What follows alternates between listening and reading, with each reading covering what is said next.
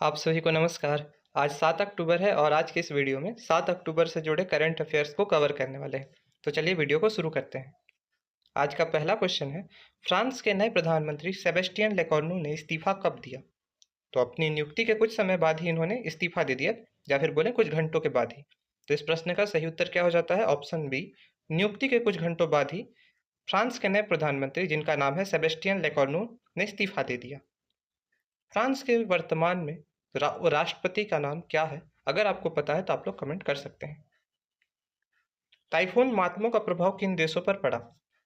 अगर आप अभी न्यूज़ को फॉलो कर रहे होंगे और अपने आप को अपडेट कर रहे होंगे तो आपने देखा होगा, पश्चिमी प्रशांत महासागर में लगातार टाइफून उठ रहे हैं, एक के बाद एक। वर्तमान में जो टाइफून उठा है इसका नाम क्या है? मातमो। और प्रभावित होने वाले देश कौन से हैं? चीन, वियतनाम और फिलीपींस। और तो इस प्रश्न का सही उत्तर क्या हो जाता है? ऑप्शन ए, फिलीपींस में इस टाइफून को पाउलो के नाम से जाना गया। सिंगापुर ने किस गायक की स्मृति में एक द्वीप का नाम बदला? हाल ही में भारत के प्रसिद्ध गायक जुबिन गर्ग जी का निधन हो गया था सिंगापुर में। अब उनके नाम के स्मृति में सिंगापुर ने एक द्वीप का नाम बदल करके उनके नाम पर रखने की घोषणा की है।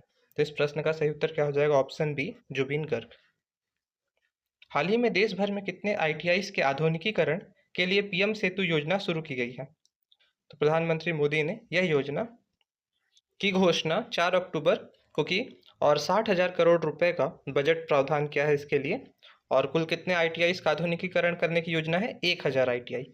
तो इस प्रश्न का सही उत्तर क्या हो जाता है? ऑप्शन डी, 1000 आईटीआईस के आधुनिकीकरण के लिए पीएम सेतु योजना शुरू की गई है।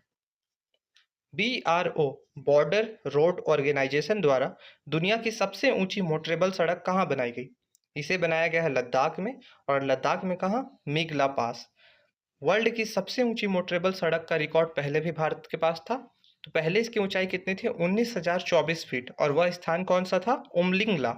अब जो है इसकी ऊंचाई बढ़ करके कितनी हो गई है? 19,400 फीट ऊंचाई पे मोटरेबल सड़क बनाया गया है। कहाँ? मिगला पास में, लद्दाख में। किसके द्वारा? BRO के द्वारा। सही उत्तर क्या हो जाएगा? Option B.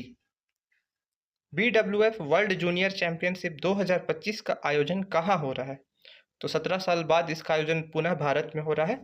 और भारत में कहाँ? असम की कैपिटल गुवाहाटी में इसका आयोजन हो रहा है। BWF बैडमिंटन वर्ल्ड फेडरेशन, इसकी स्थापना कब हुई थी? इसका उत्तर आप लोगों को कमेंट में करना है। और इस प्रश्न का सही उत्तर क्या हो जाता है? Option B, Guwahati. विश्व पैरा एथलेटिक चैंपियनशिप 2025 में भारत की रैंकिंग क्या रही?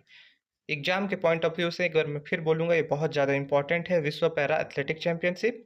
तो इससे संबंधित जितने फैक्ट्स हैं आपको याद रख लेने हैं। भारत की रैंक इसमें कितनी रही? 10वां रैंक था। तो इस प्रश्न का सही उत्तर क्या हो जाएगा? Option C. भारत ने कुल कितने पदक जीते? तो भारत इस बार काफ़ी अच्छा प्रदर्शन करके अपनी पदक संख्या को बढ़ाकर कितने तक ले गया? 22, जिसमें 6 गोल्ड, 9 सिल्वर और 7 ब्रॉन्ज मेडल शामिल हैं। और पहले स्थान पे कौन रहा? तो पहले स्थान पे ब्राजील, सेकंड नंबर पे चीन इस प्रतियोगिता में रहा। आयोजन कहाँ हुआ इसका? तो आयोजन नई दिल्ली, भारत में। इसका शुभंकर का नाम क्या था? आप लोग कमेंट में बताएंगे कि इस पैरा एथलेटिक चैंपियनशिप के शुभंकर का के नाम क्या है। तो इस प्रश्न का सही उत्तर क्या था? भारत की रैंकिंग क्या रही? 10वीं। भारत के नए वनडे इंटरनेशनल क्रिकेट कप्तान कौन बने हैं? रोहित शर्मा की जगह शुभमन गिल को भारत का नया ODI कैप्टन बनाया गया है। तो सही उत्तर क्या हो जाता है? Option B, Shubman Gill.